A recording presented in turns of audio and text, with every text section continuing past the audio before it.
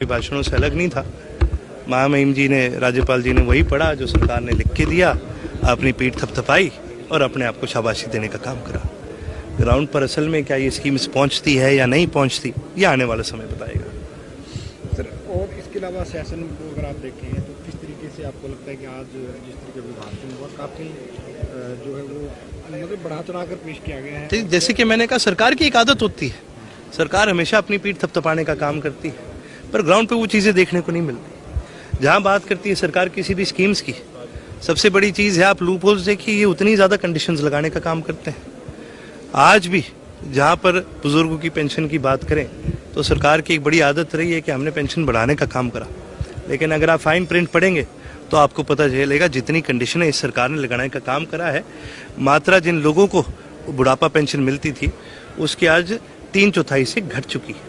उसी प्रकार से नई स्कीम्स लेके आते हैं, सबसे पहले तो ये देखने वाला होगा ये कंडीशंस क्या लगाते हैं। सर, पंजाब में किसानों के ऊपर जो है वो लाठीचार्ज जो है भगवंत मान सरकार की तरफ से किया गया है। हरियाणा की सीम में कहा कि उनसे बातचीत की जाए, लाठीचार्ज ना हो, किस तरीके से उल्टा चोर कोतवाल को डांटे। हरियाणा प्रदेश में जितना किसानों के ऊपर इस बीजेपी सरकार ने अत्याचार करा है, हरियाणा के इतिहास में कभी ऐसा नहीं हुआ। एक सिंगल ऐसा हमारा पिछले 10 साल में वर्ष नहीं गया जब प्रदेश के अंदर किसानों पे लाठीचार्ज ना हुआ हो।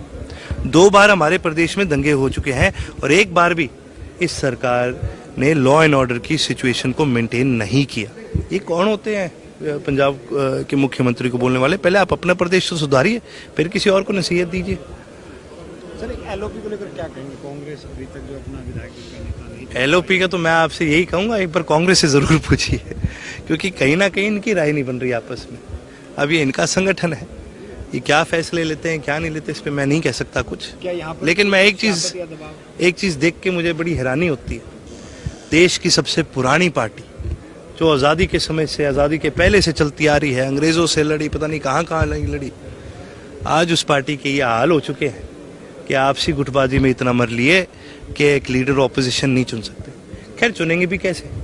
मेरे को लगता है आज तक मुख्यमंत्री वाला सपना ही हुड्डा साहब के सर से नहीं उतरा, इसलिए लीडर ऑपोजिशन नहीं बन पा रहे था। कोई पुराने अभिभाषणों से अलग नहीं था।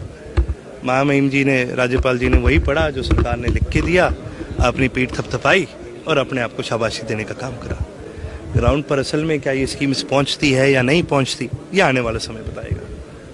सर, और इसके अलावा सेशन को अगर आप देखें तो किस तरीके से आपको लगता है कि आज जिस तरीके विभाजन हुआ काफ़ी जो है वो मतलब बढ़ा चढ़ा कर पेश किया गया है। जैसे कि मैंने कहा, सरकार की एक आदत होती है, सरकार हमेशा अपनी पीठ थपथपाने का काम करती है, पर ग्राउंड पे वो चीज़ें देखने को नहीं मिलती। जहाँ बात करती है सरकार किसी भी स्कीम्स की, सबसे बड़ी चीज़ है आप लूप होल्स देखिए, ये उतनी ज़्यादा कंडीशंस लगाने का काम करते हैं। आज भी जहाँ पर बुजुर्गों की पेंशन की बात करें तो सरकार की एक बड़ी आदत रही है कि हमने पेंशन बढ़ाने का काम करा, लेकिन अगर आप फाइन प्रिंट पढ़ेंगे तो आपको पता चलेगा जितनी कंडीशनें इस सरकार ने लगाने का काम करा है, मात्रा जिन लोगों को बुढ़ापा पेंशन मिलती थी उसकी आज 3/4 से घट चुकी है। उसी प्रकार से नई स्कीम्स लेके आते हैं, सबसे पहले तो ये देखने वाला होगा ये कंडीशंस क्या लगाते हैं। सर, पंजाब में किसानों के ऊपर जो है वो लाठीचार्ज जो है भगवंत मान सरकार की तरफ से किया गया है। हरियाणा की सीम में कहा कि उनसे बातचीत की जाए, लाठीचार्ज ना हो, किस तरीके से उल्टा चोर कोतवाल को डांटे। हरियाणा प्रदेश में जितना किसानों के ऊपर इस बीजेपी सरकार ने अत्याचार करा है, हरियाणा के इतिहास में कभी ऐसा नहीं हुआ। एक सिंगल ऐसा हमारा पिछले 10 साल में वर्ष नहीं गया जब प्रदेश के अंदर किसानों पे लाठीचार्ज ना हुआ हो। 2 बार हमारे प्रदेश में दंगे हो चुके हैं और एक बार भी इस सरकार ने लॉ एंड ऑर्डर की सिचुएशन को मेंटेन नहीं किया। ये कौन होते हैं पंजाब के मुख्यमंत्री को बोलने वाले? पहले आप अपना प्रदेश तो सुधारिए, फिर किसी और को नसीहत दीजिए। सर, एलओपी को लेकर क्या कहेंगे? कांग्रेस अभी तक जो अपना विधायक नेता नहीं, एलओपी का तो मैं आपसे यही कहूँगा, एक बार कांग्रेस से जरूर पूछिए, क्योंकि कहीं ना कहीं इनकी राय नहीं बन रही आपस में। अब ये इनका संगठन है, ये क्या फैसले लेते हैं क्या नहीं लेते इस पे मैं नहीं कह सकता कुछ। क्या यहाँ पर लेकिन मैं एक चीज देख के मुझे बड़ी हैरानी होती है। देश की सबसे पुरानी पार्टी जो आज़ादी के समय से, आज़ादी के पहले से चलती आ रही है, अंग्रेजों से लड़ी, पता नहीं कहाँ लड़ी, आज उस पार्टी के ये हाल हो चुके हैं कि आपसी गुटबाजी में इतना मर लिए कि एक लीडर ऑपोजिशन नहीं चुन सकते। खैर, चुनेंगे भी कैसे? मेरे को लगता है आज तक मुख्यमंत्री वाला सपना ही हुड्डा साहब के सर से नहीं उतरा, इसलिए लीडर